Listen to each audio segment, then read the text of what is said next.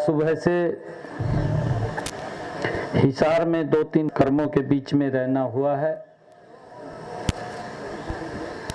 अभी एक pre budget को लेकर के एक लोगों के सुझाव जो हमारे किसान एफपीओज, प्रगतिशील किसान और हमारे कृषि विभाग के अधिकारी, हमारे वैज्ञानिक,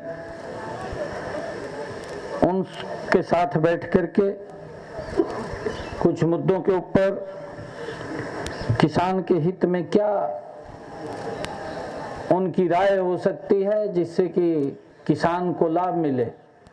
कि उसके बाद यहाँ पर एग्री टूरिज्म कॉम्प्लेक्स उसका भी उद्घाटन हुआ है। जो एग्री पर्यटन केंद्र है, इस पर्यटन केंद्र के ऊपर 5 करोड़ 60 लाख रुपए की लागत आई है, जो 6 एकड़ में ये फैला हुआ है। मुझे खुशी है कि हमारी परंपरागत कृषि कैसे होती थी, खेती को किस प्रकार से हम करते थे, आजकल क्योंकि मॉडर्न टेक्निक आ गई, एडवांस टेक्निक आ गई है, परंतु परंपरागत तरीके से हमारे पूर्वज जो खेती को करते थे उसको इसके माध्यम से बताया गया है। मैं बधाई देना चाहूंगा कि इससे आने वाली हमारी पीढ़ियों को देख करके कि हमारे पूर्वज किस प्रकार से खेती को करते थे उसका सारा का सारा विवरण, या गांव के अंदर खेती से जुड़े हुए लोग, चाहे वो ठठेरा है, चाहे प्रजापत समाज से है या हमारे सैन समाज से है, क्योंकि ये सब का सब कार्य एग्री बेस्ड ही होता था और ये उसके साथ जुड़े हुए होते थे सब के सब। उसका भी लाभ यहाँ पर मिलेगा। और मुझे ये भी खुशी है कि आज इसके बाद दीनदयाल शोध संस्थान ने आज एक पुस्तक का भी अवलोकन किया है, पोषण उत्सव, जिसके बारे में अभी हमें उसकी डॉक्यूमेंट्री फिल्म के बाद बताया भी गया है और उसके बारे में दिखाया भी गया है। इसमें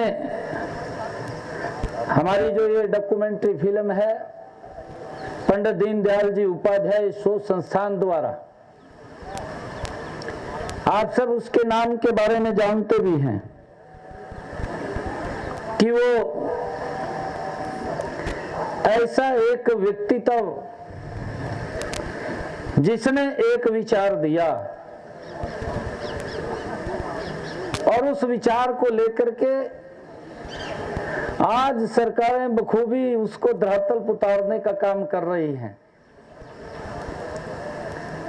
एक ऐसा महान व्यक्तित्व पंडित दीनदयाल जी उपाध्याय, जिन्होंने हमें एक एकात्म मानववाद का उन्होंने हमें एक विचार दिया कि हम गरीब व्यक्ति को किस प्रकार से संपन्न और मजबूत कर सकते हैं।